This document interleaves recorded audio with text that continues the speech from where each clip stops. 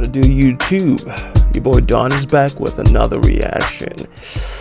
Oof. And as you can see this right here, so you know y'all like pretty curious. I was like, oh, dating advice for men. Let's see what I don't know what this is, you know, but we're gonna find out.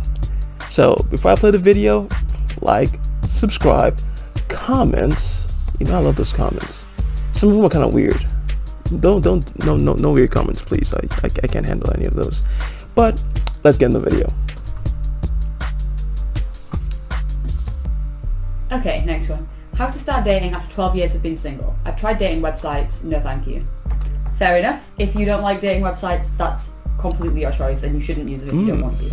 However, I do think they are undoubtedly the most effective and easiest way to meet somebody in the modern age, especially if you're in a country where you're... I'll play it in a little bit, but honestly though, I think she's one of those women that you can't really tell if she's attractive, in the sense that, I mean, obviously just, you know, on paper she looks gorgeous, of course, but I can't tell if it's just the makeup and the outfit, because you know women can kind of like put makeup on, put the outfit on, put the hair, get the hair in the right places, put the right curves in the right places, and you can't really tell if that's what's making her attractive or if she's really attractive. I know some of y'all don't care about that shit, but I kind of do. Yeah, let me know in the comments, like scale of 1 to 10. I'm really curious. Still experiencing lockdown or anything like that. And if I wanted to meet somebody, I would personally use a dating app. But if you have the confidence, of course you can meet people in real life. Of course that option is there. I would probably suggest taking classes. Like if there's something you like, do that and take a class, and maybe you can meet somebody with a similar interest.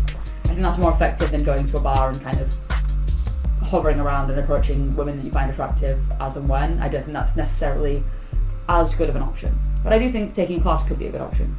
However, I think that dating websites are easier than taking a class, so in my opinion I would use dating websites.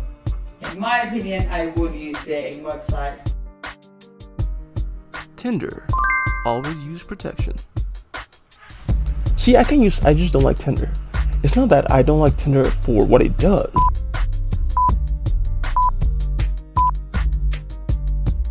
But the entitlement you're gonna see in these things is insane. When I first used Tinder, there was just so many girls like, make me laugh. I'm like, who the f are you? How I work is, when I use those apps, I was like, all right, how do I know you're worth it? Let me see if you're worth it first before I start actually investing my time in you. If I'm not invested yet, there's no point in, you know, putting in all that effort. You like a cooking class, it could be yoga, it could be a class at the gym, and the likelihood is there will be women in those classes, and you can get talking to them and you'll have similar interests, so there's a conversation starter there. Go with the friend approach first when you're doing classes. You gotta go with the friend approach find an attractive woman that isn't insecure? This is interesting. Well, I didn't even hear the question. Give me a second, guys. Being attractive woman that isn't out there. So that is what I think. Why is it so hard to find an attractive woman that isn't insecure? This is interesting. I think a lot of people have insecurity, and I think being attractive doesn't take away insecurity.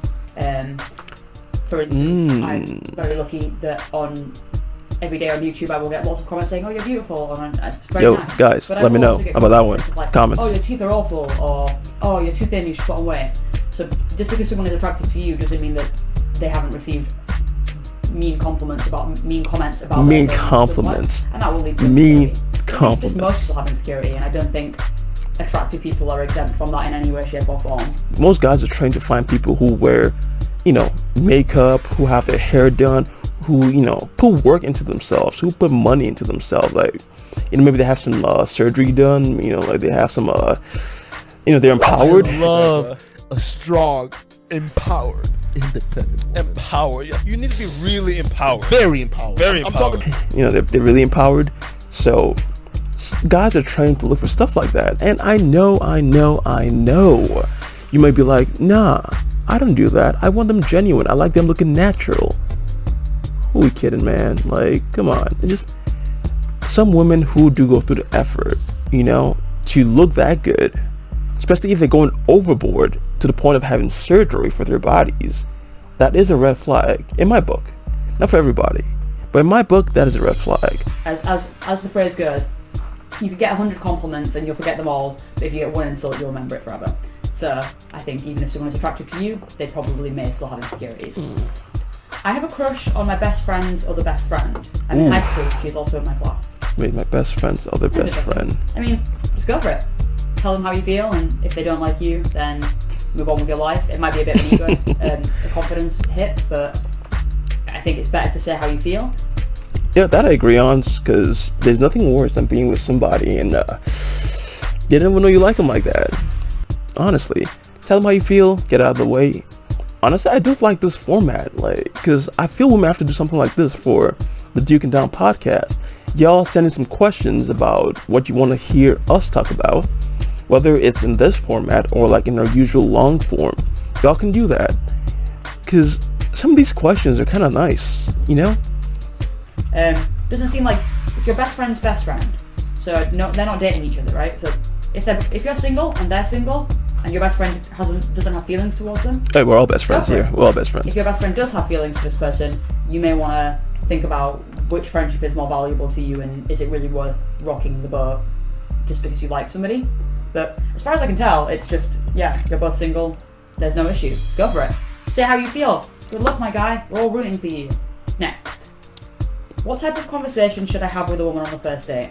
I think the first date is probably a good time to keep it light.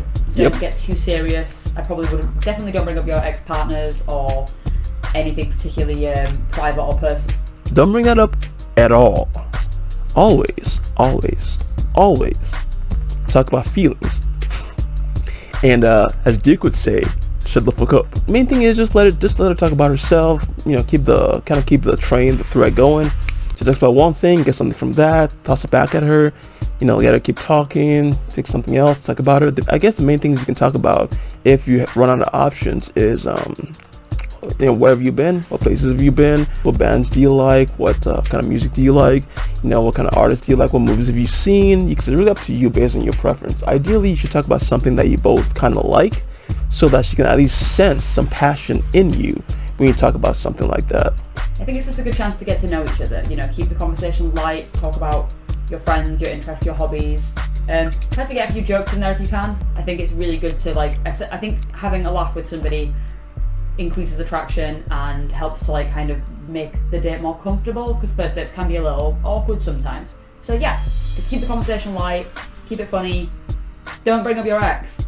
Never bring up your ex on the first date. We could honestly do something like this in the Duke and Down podcast and kind of have a whole different segment for question and answers. I think that's it for me. I'm going to be signing out. Thanks again for the love. The subscribers coming in. You know, just keep it up. We really appreciate y'all. Peace.